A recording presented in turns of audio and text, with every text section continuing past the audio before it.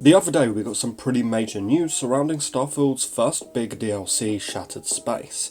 At Gamescom, a few people were able to see up to 30 minutes of Shattered Space gameplay, and we got a lot of new information, and all of it is really exciting. Of course, we already know that the Shattered Space storyline will be focused around House Va'ruun, one of the more underrated factions of Starfield's base game in my opinion. From what we've heard, the questline is likely going to start with a member of House Va'ruun sending us to a space station to look for a missing member of House Va'ruun. At some point we will find a wormhole, probably on this space station from the sounds of things, which takes us to Kavrak, a new star system in Starfield, which we know is hidden from the rest of the settled systems. This is mentioned in the base game already, and Andrea will even go into some minor details about House Va'ruun's home planet in their friendship or romance questline, and I for one think it's really cool that we're finally going to be able to explore this system. One thing that very much excites me about this DLC is the fact that this will be more traditional to what Bethesda usually do in their games. You all know, or at least if you've been watching my content for a while, then you all know that my biggest complaint with Starfield is simply the exploration. But going into the Shattered Space DLC, Bethesda have said that this DLC will be more traditional, meaning that we will actually have some cool and unique places to explore more closer together, like planets will be more full of content, and that just makes me hyped. Va'ruun Kai is the planet that we will apparently be spending most of our time on in this DLC. So yeah, we're going to be mostly spending our time with this DLC on one particular planet, which is really cool. It's the homeworld of House Va'ruun, of course. And yes, this star system that the planet is based in is outside of the settled systems. In this DLC, we will be learning how House Va'ruun even managed to survive outside of the settled systems without the help of people like the Freestar Collective, the United Colonies, and many other of the first settlers in the settled systems. Now, due to the fact that yes, again, 99% of this DLC will be on one planet apparently, Bethesda have seemingly handcrafted most of the locations on the said planet, so there's not much procedural generation here, like there is in Starfield's base game. That basically just means that there's not going to be any generic factories or outposts to find like usual. I mean, to be fair, there might be a few, but we're actually going to get some cool locations to explore like I mentioned earlier. Bethesda are clearly doing this due to the feedback of Starfield's exploration, obviously feedback that I do massively agree with, and I think that this is the best move, 100%, making this DLC feel smaller. Now I don't mean making the questline short, I think that it will be fairly long actually, from what I've heard. What I mean is simply putting locations all kind of nearby, like in walking distance.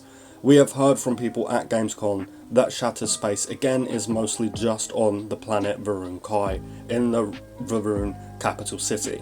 And I think it's going to be really fun driving the Rev 8 around, just exploring all of these new locations. Now going back to us finding that wormhole, apparently this is causing some kind of major disturbance, or more of a destruction really, of the House Va'ruun homeworld, which would help explain why in all of the trailers for Shattered Space we're just constantly seeing this like red lightning and skies and clouds.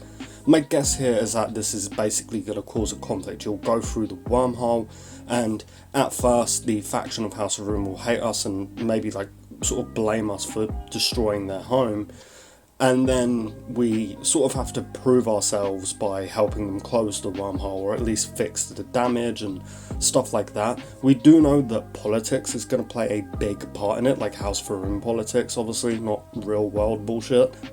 Again, going back to Gamescom, people have said that there's like tons of new spacesuits, clothing, weapons, and even monsters / aliens for us to fight, and I'm just really hoping that we get to fight a giant snake, since, you know, that's kind of House Va'ruun's whole thing, snakes. Something else that gets me really excited is the horror aspect of this DLC.